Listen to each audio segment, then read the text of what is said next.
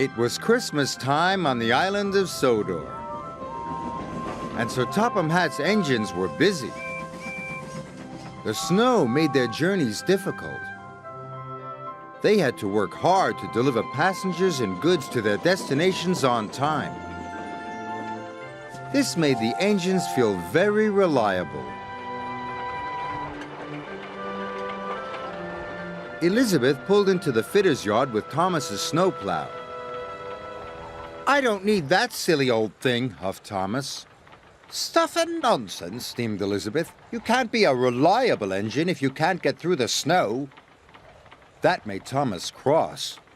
"You know I'm reliable. I just don't like my snowplow."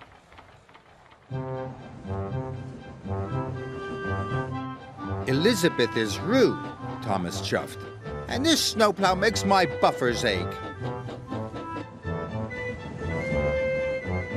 Later, Thomas saw Sir Topham Hatt talking to Elizabeth. "The Sodor cake factory is snowed in. Their Christmas cakes must get to the docks before the ship sails for the mainland." "Let me do the job." "I need you on your line, Thomas. Besides, Elizabeth knows those roads well. She's very reliable." "I'm reliable too," huffed Thomas.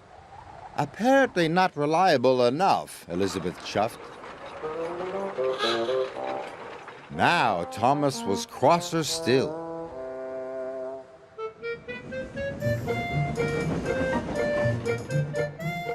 The snow was heavy, but Thomas arrived at every station right on time. Elizabeth was struggling to stay on the road. Her wheels did not like the slippery ice at all. When Thomas arrived at the docks to pick up Terence, he was surprised that Elizabeth had not returned.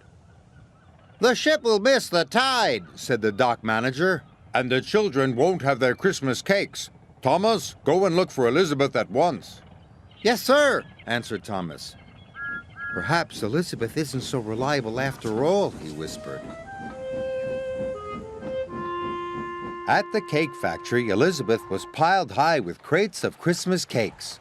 "Sir Topham Hatt's counting on me. I mustn't be late." She chuffed onto the icy road. Suddenly, she was on a steep hill. Her driver applied the brakes. Elizabeth slid out of control into a deep snowdrift.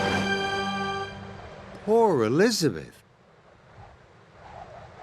Thomas and Terence puffed through the swirling snow. They couldn't see Elizabeth anywhere. Soon they spotted her driver. He was standing by the level crossing. "Elizabeth is stuck under the snow," her driver explained. "I need help to dig her out." Terence rescued her in no time. "We will have to hurry," said Thomas. "It wasn't your fault, Elizabeth. It's the slippery roads." Elizabeth felt much better.